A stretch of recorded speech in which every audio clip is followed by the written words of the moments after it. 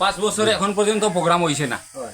MP 5 বছর গেল কি আমরা বিধায়কের, কিন্তু এখানে আমরা ট্রাইবেল বস্তিতে এখন পর্যন্ত এমএলএর কাছে প্রোগ্রাম হইছে না। এমএলএর কাছে 13 বার গেলাম আমরা, কোনো লাইন দিল না। ওই ওই ওই আয় আয় আয় ওটা করিয়া করিয়া আমরা হিন্দু মানুষ হইয়া এই বিজেপি ভোট দিয়া আমরা মন্দির অবস্থা। গতিকে আমরা খুব ইচ্ছা যে এবার আমরা এমপি সামনে এমপি ইলেকশন 26 এপ্রিলে অথবা এই এমএলএ ভোট এর পরে আমরা সব এই দুই ভোট আমরা বয়কট করতাম।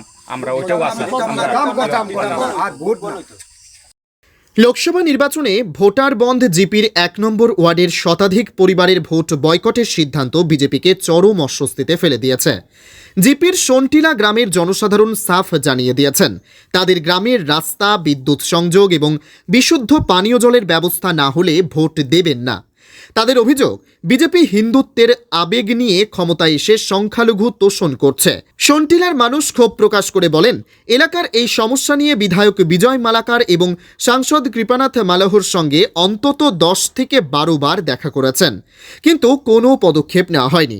অথচ সংখ্যালঘু এলাকায় বিদ্যুৎ, রাস্তা, বিশুদ্ধ পানীয় জল কোনো কিছুরই অভাব নেই। এই এলাকার মহিলাদের অভিযোগ, সরকার ট্যাক্সের টাকা খরচ করে উন্নয়নের ঢাকঢোল পেটাচ্ছে, কিন্তু আজ পর্যন্ত তাদের ভাগ্যে জোটেনি অরুণোদয় প্রকল্প, জোটেনি।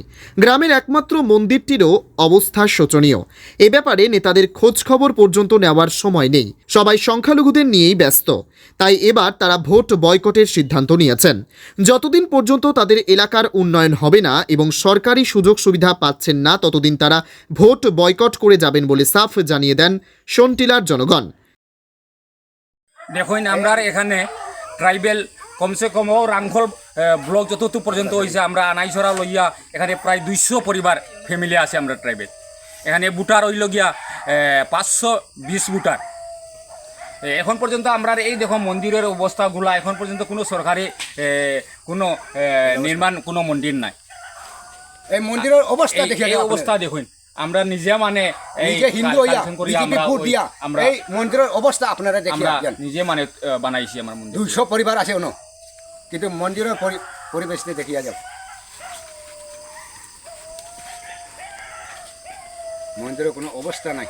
আমরা বিধায়ক যে বিজয় মালাকার টাইম ব্যানার ওগু দিছিলা অন্য প্রোগ্রাম করতা কইয়া, আর ও ব্যানারের অবস্থা দেখুন টাইম প্রোগ্রাম করছেন কইয়া